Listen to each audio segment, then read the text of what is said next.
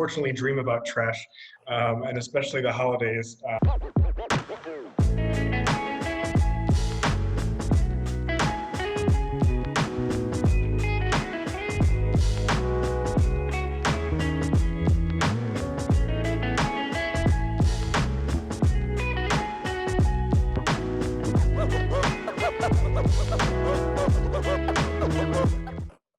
Hey everyone, welcome back to Do What You Can for the People, the show that nobody asked for. I'm your hostess, Nicole, and today I'm here with Michael Cyr of Cup Zero. Michael and his co-founder, Jolt Bendel, launched Cup Zero to provide reusable cup solutions to events, festivals, and to-go drinks. They are committed to eliminating single-use waste, mitigating environmental impact, and promoting environmental stewardship by eliminating the maximum amount of single-use waste at events and communities. Thanks so much for being on the show today, Michael. Thank you for having me. I know no one may have asked for it, but I'm sure we're asking for it now. That's what I like to hear. I wanted to have Michael on the show today because, as you guys know, the theme of season 3 has been the holidays. And right around this time, I think we'd all be planning our holiday parties if it wasn't COVID times, whether those are professional or personal. We'd be thinking about office parties, about having all of our family over, about maybe even throwing a cocktail party. I know I'd go to so many of those around this time of year. And those events generate just so much waste. And it's something that I'm very passionate about. I know Michael's very passionate about. And so I wanted to bring him onto the show today to kind of talk about how much waste is really being generated at these parties and some of the solutions that Michael has dedicated his life to creating and just some of the things that we're excited to see happening in the space. Is that a fair assessment, Mike? I unfortunately dream about trash, and especially the holidays. Just pop-up events everywhere, the office parties, all the office parties, stubborn family members who don't want to do the dishes. It all piles up, and I'm actually really excited about this holiday topic because I know I've been racking my brain over the years trying to think of creative solutions to bring other people on board too. Absolutely. And I think also taking into consideration that when you're throwing a big office party or something like that, there's a huge convenience factor that comes into play. And so that's why people have always kind of leaned into the idea of disposables. And what I'm seeing in my personal circles is a lot of people recognizing that plastic is really bad, and they're actually talking more about paper goods. But I think a lot of people don't realize that paper goods are, yes, they're better than plastic, but there are other solutions out there very similar to what you're doing. And I think even before I was in sustainability, I always thought that paper goods were better, not realizing that when you get a paper good greasy or wet, it's actually not recyclable anymore. And so then it does end up in landfill. And paper napkins can take up to 1 month to decompose, and paper plates can actually take up to 5 years to decompose. Not to mention, paper products are far inferior to the real deal. I mean, anyone I think who's used a paper straw could agree. We used to talk, I used to work in the garbage and recycling industry, and it was most of my job explaining to people what should or should not go into that recycling bag, when really people throw everything in there. They think plastic fork, it's recyclable. They think napkin, it's made of paper, that's recyclable. And really that's not the truth of the matter. Recyclers need to sell this to someone else.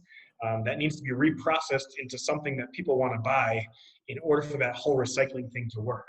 So really a lot of stuff is trash. Absolutely. And I think you started diving into this, but why don't you tell us a little bit more about your background and why you started Cup Zero? Yeah, so I used to work for a waste hauler in New York. And when I started that, I was thinking like, you know what, let's get everyone to recycle and then we're going to save the world together. And really I got a deep dive into that and the business aspect too, where some materials just do not make sense economically to recycle. Metal, for example, has high value, so it's always worth it to recycle that. But a lot of plastics, for example, it's not worth paying people to drive around big expensive trucks to pick that up because the value is not high enough for that. And so I came face to face with this almost every day. I'm like, but why can't we take this? And because there is no end of life for that. So when I saw that, I saw it as really an economics problem, right? There's no fixing that. And if it's always left up to this global economic chart of supply, demand, and price sensitivity, definitely not going to work in the end. So for me, the only answer was making less. So I had thought about a couple things, whether it's reusable food containers, you name it. I really do want to take that all out. But I thought, if I can just fix one problem, if I can just fix cups, that can be the start of the conversation for companies like just for people to think that like there's a different way of doing things. So that's when I started Cup Zero. The idea is that we bring reusable cups, we bring collection bins to an event or a festival, now to-go cups, and we take them back and wash them so that the event producers can still plan their events like normal. We can take care of the washing, and then we don't have to waste things just because we're in a rental space for 4 hours, just because there's too many people at this event to stock an inventory of glassware. And that's kind of where we come in. Yeah, and I think one of the things that I loved the most about your company is it's just as convenient as buying the disposable option. Totally, and we smile more, hopefully. But yeah, Absolutely. that's really, our mission is to obviously reduce waste, but at the core of it, it's competing with disposables, both on price and convenience. So we're kind of always evolving on how we can do things faster and cheaper. Yeah, and I love that. And I think that that's one of my personal missions is that sustainability should obviously be important and it should be important to everyone, but also we have to factor in that we have been doing things in a very convenient way and our quality of life doesn't always have to suffer and we don't have to put in more time or more money just to do the more sustainable things. So I love that you guys have already factored that into your business model. At the core of it, we wash dishes, right? We didn't invent the dishwasher. We're, one of the few companies in the world that are really offering that to a certain kind of setting. So it's really just reframing that in your mind. And now, unfortunately, it's like, what do you mean I don't throw this out? You Yeah. have to actually keep this and collect it, so we can retake that. But once you reframe it, I think it opens up the door for everything else. Yeah, so let's talk a little bit about the two models that Cup Zero has been operating under. You have your event model and now you have your to-go model. So why don't you tell us a little bit more about those? Yeah, well, obviously we're in our own Zoom little bubbles here. Um, and so obviously COVID has changed a lot. Before that, we were working really with high volume events, anywhere where large gatherings of people would get together and be drinking. That's where we would come in and supply that convenience factor and also at scale. Obviously, there's no large gatherings of people anymore, but there's still a lot of waste that's happening. So we're working now on a reusable to-go cup system. Think coffee and juice bars, but the idea is that you'll download an app, be able to check out a cup from a coffee shop, take that with you, walk around, hopefully walk no more than a couple blocks to the drop-off point, drop it off and repeat, and we'll kind of have this shared system of reusable cups. How I describe it is like the city bike of cups. And I know it's not as cool as a bike, but it's our way of kind of making that impact in the world. Yeah, absolutely. And I think it's a much needed service and I want to see more of that model because it just makes so much more sense than just taking a cup or even like a plastic bag or something and using it for maybe 5-10 minutes and then chucking it away when we live, especially people like you and I that live in urban settings and there are systems that we can implement to leverage the infrastructure that's already there. Yeah, and people like us had usually brought our reusable coffee shops. Some shops don't take that because of COVID, Yeah. but also there's a reason why that are scaled is because of the convenience factor. Even if I do that, like you really have to be around all day. You're not going to be constantly drinking coffee. So we're also trying to solve that convenience issue where hopefully you only have a couple blocks to walk that's on your route and you can just drop it off there and then you're free as a bird, waste free as well. Love to see that. Can't wait to see how that goes for you. And we'll keep an eye out. Where are you currently looking to launch? Yeah, keep us. We'll keep you posted. Sorry, we're looking at a February launch. We're thinking neighborhoods and then growing out from there. So right now we're looking at Park Slope and Williams. And coffee. And so if you work at a coffee shop or know someone, we'd love to hear. Awesome. Well, maybe let's also address the elephant in the room, because I know when I tell people about reusable models, their first question is always, well, doesn't washing items use a ton of water? And I think that it's a common misconception that we're actually burning through more water with these reusable systems, because people don't realize how much water goes into manufacturing. So just to throw some facts on it, it takes 22 gallons of water to make 1 pound of plastic. It takes 8 gallons of water to make a single paper plate, while your average dishwasher uses 6 gallons of water per cycle and holds probably up to 40 cups, right? Would you say that's a fair estimate? Yeah, it depends. We have a little bit bigger of a dishwasher.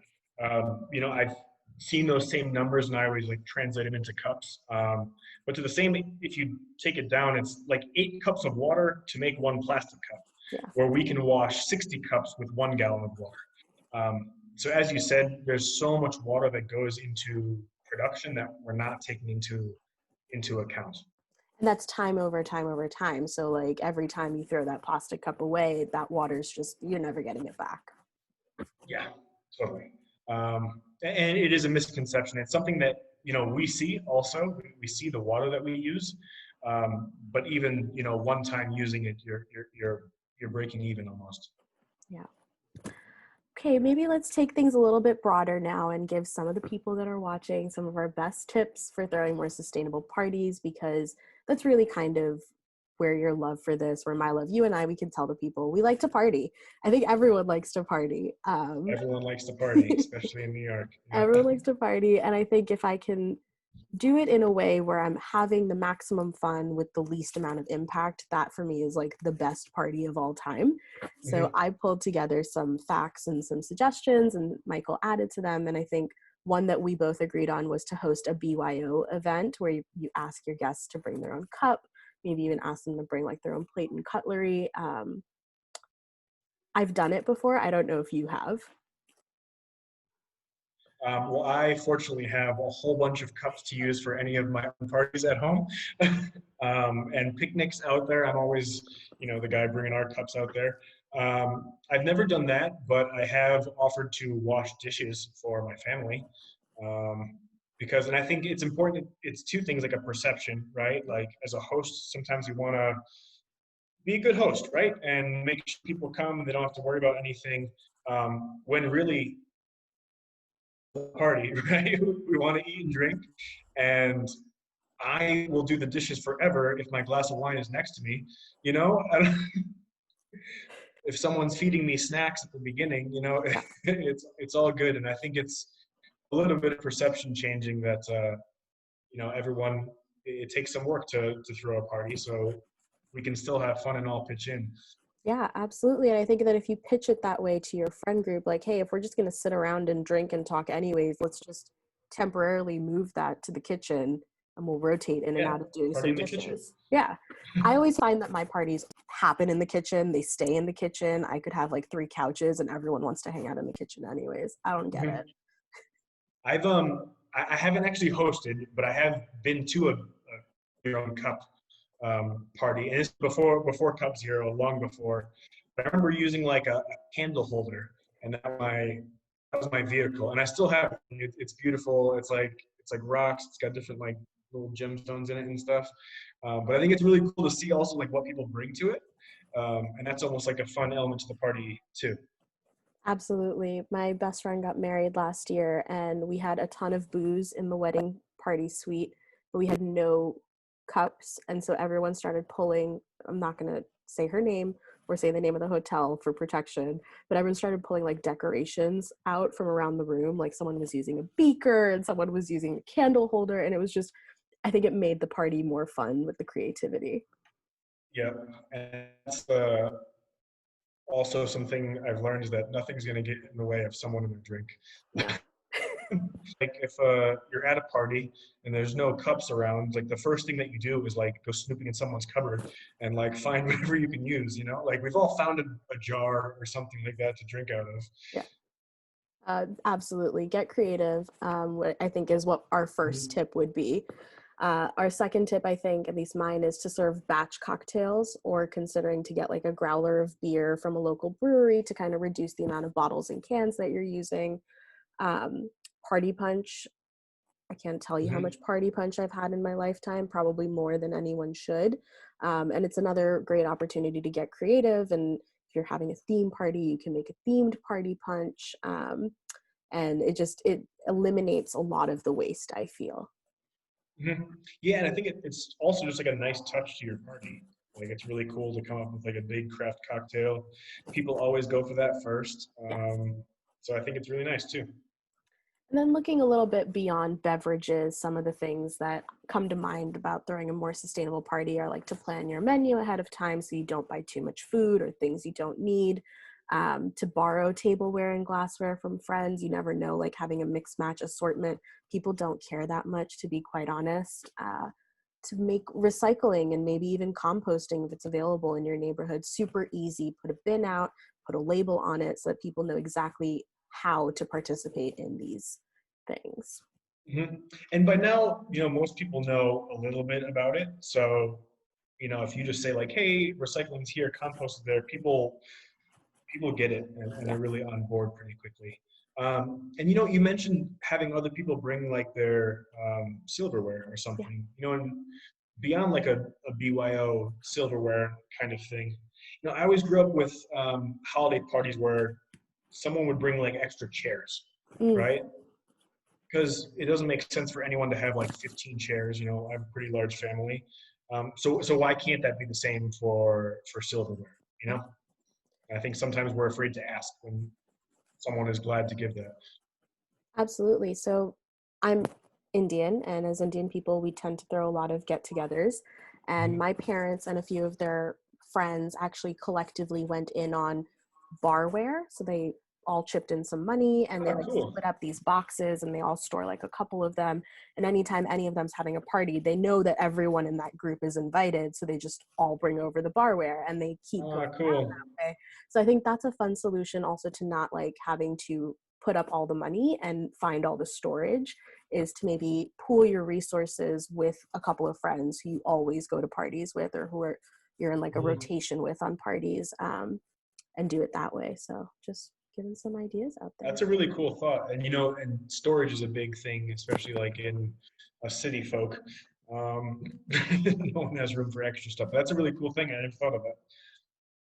Yeah, so those are just some ideas. And then I see you put one here as well about a no wrapping paper competition. Is that something you've done? Yeah. So I don't know if I'm sure you do, but like we celebrate Christmas, and every year there's just like so many gifts. And I remember as a kid, it was always a thing where you would like rip the wrapping paper, and we'd play like basketball, and like you'd throw it into the garbage can. But later on in life, I like thought about that. That's crazy, right? That we like wrap things. Wrapping paper for the most part is not recyclable, especially if it's shiny. Um, and it's right, it's like a bag or two of trash in like most households on one day. And I did like a quick back of the napkin. It's like the size of Pennsylvania. If you like laid out bags next to each other on like that one Christmas morning just from wrapping paper. Wow. So yeah, I inspired. I told them early, like around Thanksgiving. I'm like, hey, look, Christmas is coming up. Let's have a no wrapping paper Christmas. Like upcycle something, reuse something. Um, you know, so I did like newspaper. My uncle actually won the creativity prize. He wrapped whatever present he was giving in like an old shoe that he took back. I don't know. He won the prize. My aunt wrapped stuff in junk mail, which is Nice. really cool because we all have like stuff around Yeah. that you can just wrap. If it's wine, I don't know. Might as well give a pair of socks too, and just like wrap the socks. Yeah, that's so So yeah, I think cool. there's like a lot of ways. So I think it's a cool like challenge to do with your family, and make it fun, like a competition. You know, like the the most creative wrapping gets a bottle of wine or something like that. You know, for $10, you can sponsor like a zero waste Christmas. Yeah, love that. I think I'm going to make my family do that this year. Do it. Yeah, and just do it early. Like Thanksgiving is a great time to kind of bring everyone together. Like, Yeah, hey, just so you know, give a couple people a few ideas and then let them run with it. love that. If you guys do that, make sure you tag Cup Zero and me because we want to see all the creativity that's happening out there. And send me presents too. Yeah, Also, we'll take send presents. us. We'll take wine. We'll take the wine, and yeah, you guys. I think that these are all some really wonderful suggestions for people, things to consider, and just keeping in mind that it's a party and we want you to have fun, and there are ways to have a more green event but still have just as much, if not more, fun. Hmm. Yeah, and just like I guess think about your trash, and think about why you're using it. You know, if it's paper plates, that's your thing. Is it because you don't have enough plates, or you don't want to wash the dishes? You know, and if you think about it like that, then if you don't have enough plates, then you can ask the people who are coming to bring them. If you don't want to do dishes, like hey, let's do a rotation. Let's move the party to the kitchen, like you said. Yeah. So just kind of think of those things. Awesome. Well, I'll be sure to include details and links in the description box so people can find you on all the social media, get in touch, send you photos of their gifts and shoes. Yes. Just wanted to leave it with you in case you had any last closing words for our viewers. No, just thank you so much. I'm really excited about this holiday stuff because I love like creative solutions to making less trash out there. Yeah, I know you'll put all of our stuff in. I know you'll put all of our contact info in the little stuff below the screen. Yeah, down there. But yeah, stay posted. I'm super excited about our reusable coffee cup solution. So soon there'll be an option for you with discounts at coffee shops and zero waste drinks to come. Cup Zero, the heroes we all need. We just provide the solutions to let everyone else be the heroes. Ah, it's better. Thank you so much, Michael. And to everyone else, I'll see you next week. Bye. Cool. Thank you, Nicole.